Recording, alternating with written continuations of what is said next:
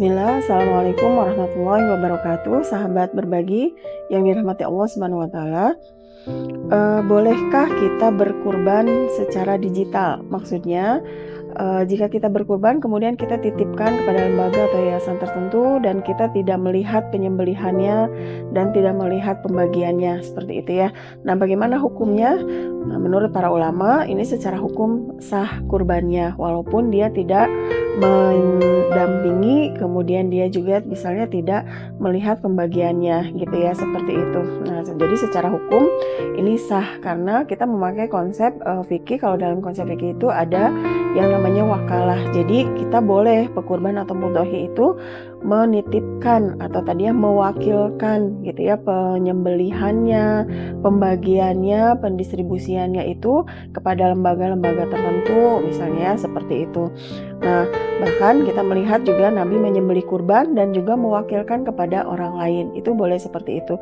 Misal yang terjadi sekarang, kita titipkan misalnya kita mau kurban untuk saudara kita di pedalaman, misalnya daerah-daerah pedalaman, atau misalnya kita menitipkan kurban kita untuk misalnya saudara kita di Palestina dan seterusnya, maka itu diperbolehkan ya.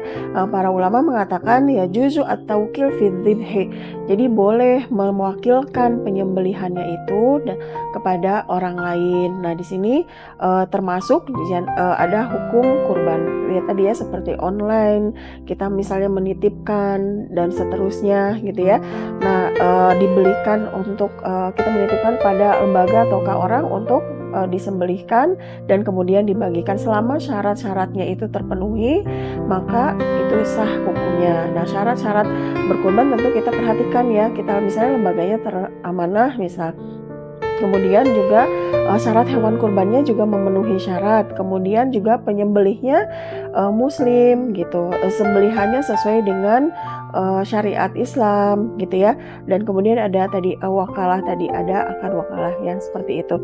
Nah, mudah-mudahan menjadi kemudahan dan kita lebih banyak memberikan manfaat bagi saudara-saudara kita mungkin yang tidak pernah mencicipi atau tidak bisa menikmati kurban ini, sehingga bisa merata gitu ya, bisa merata secara sosial gitu. Kita secara empati juga ya bisa berbagi dengan sesama saudara kita dimanapun mereka berada. Barakallahu fikum. Wassalamualaikum warahmatullahi wabarakatuh.